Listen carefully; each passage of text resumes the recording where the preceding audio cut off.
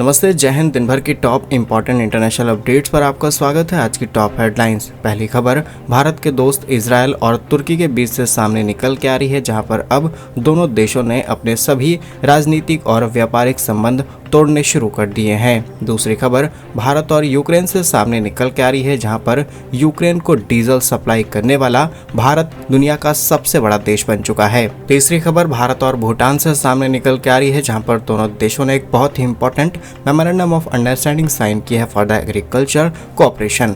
चौथी खबर भारत और चीन से सामने निकल के आ रही है, जहां शंघाई के अंदर हो रही एससीओ शिखर सम्मेलन में प्रधानमंत्री मोदी और चीन के राष्ट्रपति दोनों की ऐतिहासिक मुलाकात हुई है। एक लंबे समय के बाद दोनों देशों के नेताओं ने आपस में मुलाकात की है और अब पूरी दुनिया की जियोपॉलिटिक्स एक नई डायरेक्शन में मूव करेगी। लास्ट अपडेट भारत और जापान से सामने निकल के आ रही है, जहां पर कुछ दिनों पहले ही पीएम मोदी ने विजिट किया और अब सारी डिटेल सामने निकल के आ चुकी हैं कि एग्जैक्टली जापान भारत के अंदर कितनी इन्वेस्टमेंट करने की तैयारी में है। आइए जानते हैं सारी इंपॉर्टेंट खबरें डिटेल्स में बहुत ही छोटे से वीडियो में। यदि आपको काम पसंद आए, वीडियो को लाइक, चैनल को सब्सक्राइब जरूर कीजिएगा। सबसे पहले भारत के दुश्मन देश पाक के दोस्त तुर्की और भारत के सीधे दोस्त इजरायल के बीच से सामने निकल के आ रही है। एक लंबे समय से दोनों देशों ने आपस में अच्छे व्यापार करने शुरू किए थे। समुद्र के रास्ते इंपोर्ट एक्सपोर्ट हो रहा था और तुर्की वो देश है जो कि एशिया को यूरोप से डायरेक्ट कनेक्ट करता है। लेकिन समय के साथ तुर्की की जो कट्टरपंथी विचारधारा है वो लगातार बढ़ती चली जा रही और इजरायल इस समय जिस तरीके से तमाम मुस्लिम देशों पर भारी पड़ रहा है, इसके लिए तुर्की ने अब इजरायल के साथ अपने सभी व्यापारिक और आर्थिक संबंधों को पूरी तरीके से समाप्त करना शुरू कर दिया है। अगर आंकड़ों की बात की जाए तो दोनों देशों ने साल 2023 में लगभग 7 अरब डॉलर यानी कि 58,000 करोड़ रुपए का व्यापार किया, जिसमें से तुर्की इजरायल का 5वां सबसे बड़ा आयातक स्रोत रहा। और आज दोनों देशों के बीच चल रहे इस कॉन्फ्लिक्ट में एरोस्पेस और शिपिंग इंडस्ट्री बड़े खतरे में पड़ चुकी है। तुर्की ने इजरायल के सरकारी विमानों और हथियारों या गोला बारूद ले जाने वाले विमानों पर अपने एयर स्पेस का उपयोग पूरी तरीके से बंद कर दिया है। साथ ही इजरायली जहाजों के लिए बंदरगाह, तुर्की जहाजों के लिए इजरायल के बंदरगाह पूरी तरीके से बंद किए जा चुके हैं। इसके अलावा तुर्की ने मई 2024 में ही सीधा व्यापार रोक दिया था इजरायल के साथ, लेकिन यह कदम अब तक का सबसे बड़ा प्रतिबंध बताया जा रहा है और आने वाले समय में दोनों देशों के बीच गर्मा गर्मी और ज्यादा बढ़ सकती है। और हालांकि अगर तुर्की को लगता है कि इजरायल के साथ व्यापारिक और राजनीतिक संबंध तोड़ने से तुर्की को फायदा होगा, तो ये उसकी सबसे बड़ी भूल है, क्योंकि इजरायल जिन चीजों का व्यापार तुर्की के साथ करता है उन्हें दूसरे देशों के साथ शुरू कर देगा। और जिस मानसिकता या फिर कट्टर सोच विचारधारा के पीछे तुर्की पागल है, वो इजरायल कभी नहीं मानने वाला, क्योंकि इजरायल अपने हितों की रक्षा करने के लिए इसी तरीके से जुटा रहेगा। लेकिन यहाँ पर सिर्फ भारत की बात की जाए तो भारत के लिए इजरायल ज्यादा इंपॉर्टेंट है और तुर्की को एक के बाद एक झटके मिल रहे हैं, क्योंकि रिसेंटली प्रधानमंत्री मोदी साइप्रस विजिट करते हैं, जिस पर खुद तुर्की अपने आप को क्लेम करता है, अपनी सरकार, अपनी राजनीतिक दल अपनी ताकत दिखाने की कोशिश करता है। और पीएम मोदी के इस देश में विजिट बहुत सारे मायने लेकर के गई थी और वहीं से लगातार तुर्की गिरता चला जा रहा है। क्या कुछ कहना आपका इस खबर पर कमेंट्स में जरूर लिखिएगा।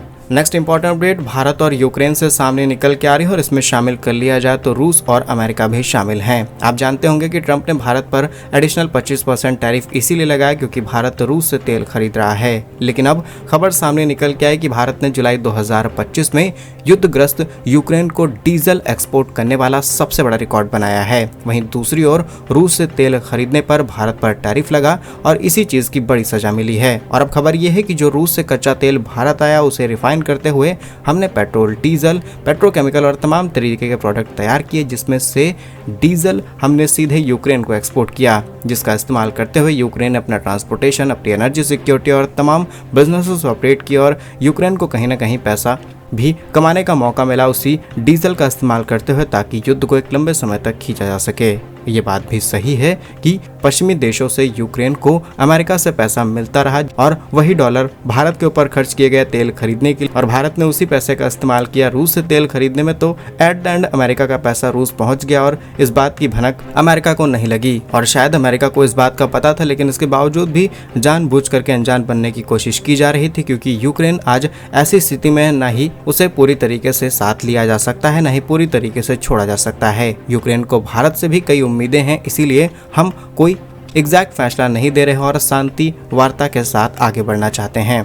अगर आंकड़ों पर नजर डाली जाए तो यूक्रेन ने भारत से जो डीजल इंपोर्ट कराया है वो करीब 15.5% टोटल सप्लाई का था, जो उस महीने किसी भी देश से सबसे बड़ा हिस्सा भारत से इंपोर्ट कराया गया। जनवरी से जुलाई 2025 के दौरान भारत का यूक्रेन की डीजल आपूर्ति में सडन राइज देखने को मिलता है और 10.2%, जो कि 2024 में सिर्फ 1.9% था। अब आप अंदाजा लगा सकते हैं, यानी 5 गुना ज्यादा भारत ने सीधे डीजल एक्सपोर्ट किया। अगर आंकड़ों की बात की जाए तो रोजाना 2700 टन डीजल शिपमेंट्स भारत से यूक्रेन पहुंचे हैं और ये सप्लाई कई बार रूस के कच्चे तेल रिफाइन करके नदियों, रोमानिया या फिर तुर्की के टर्मिनल के जरिए यूक्रेन तक पहुंचाई गई है। अब आप समझ सकते हैं कि भारत ने यूक्रेन की इंडायरेक्टली कितनी ज्यादा मदद की है। इसके बावजूद भी भारत को रूस से तेल खरीदने पर टैरिफ झेलने पड़ रहे हैं और सीधा सिंपल सा आंकड़ा ये है कि रूस से सस्ता तेल खरीदने पे भारत को 17 अरब डॉलर की बचत होने वाली है, लेकिन अमेरिकी टैरिफ से भारत को 37 अरब डॉलर का नुकसान होगा। लेकिन फिर भी भारत ने नुकसान झेला और रूस का साथ नहीं छोड़ा और शायद ये दोस्ती रूस को इतनी ज्यादा पसंद आई है कि आने वाले समय में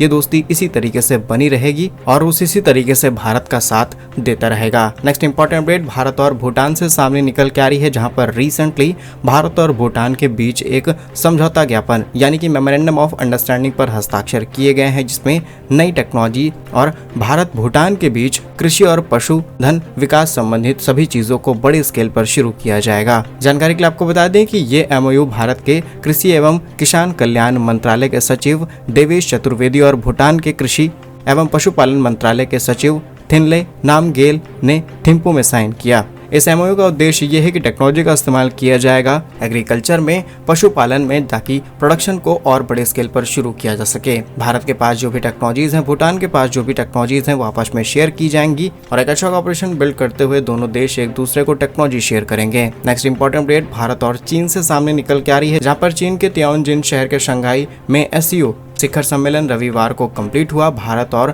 चीन के राष्ट्राध्यक्ष यानी कि प्रधानमंत्री मोदी और शी जिनपिंग ने आपस में एक ऐतिहासिक मुलाकात की है। एक ऐसी मुलाकात जिसका इंतजार पूरी दुनिया कर रही थी और दुनिया के कई देश ऐसे भी थे जो शायद नहीं चाहते थे कि भारत और चीन के बीच दोस्ती हो, क्योंकि जून 2020 में गलवान घाटी में हुई हिंसा के बाद प्रधानमंत्री मोदी और चीन के राष्ट्रपति शी जिनपिंग की मुलाकात नहीं हुई थी। हालांकि कई अलग अलग मौकों पर दोनों नेता एक दूसरे के आमने सामने आए, लेकिन एक दूसरे के देश में जाकर के विजिट करना, सम्मान पाना, ये अभी तक संभव नहीं था। लेकिन जैसे ही ट्रंप की तरफ से टैरिफ की तलवार भारत पर लटकी, टैरिफ की तलवार चीन पर लटकी, वैसे ही दुनिया एक साइड चली गई, पुराने कॉन्फ्लिक्ट एक तरफ चले गए और जियोपॉलिटिक्स की डायरेक्शन पूरी तरीके से बदल गई। अब यहाँ पर भारत चीन आपको पास आते हुए नजर आ रहे होंगे, लेकिन इसके पीछे रूस भी कहीं ना कहीं शामिल है और रूस ने इस दोस्ती को कराने में काफी अहम भूमिका निभाई है। क्योंकि आपको याद होगा, भारत के नेशनल सिक्योरिटी एडवाइजर पहले रूस जाते हैं, उसके बाद रूस के राष्ट्रपति पुतिन अमेरिका जाते हैं और जैसे ही वो अमेरिका से वापस लौटते हैं वैसे ही विदेश मंत्री रूस पहुंच जाते हैं और उसके कुछ समय बाद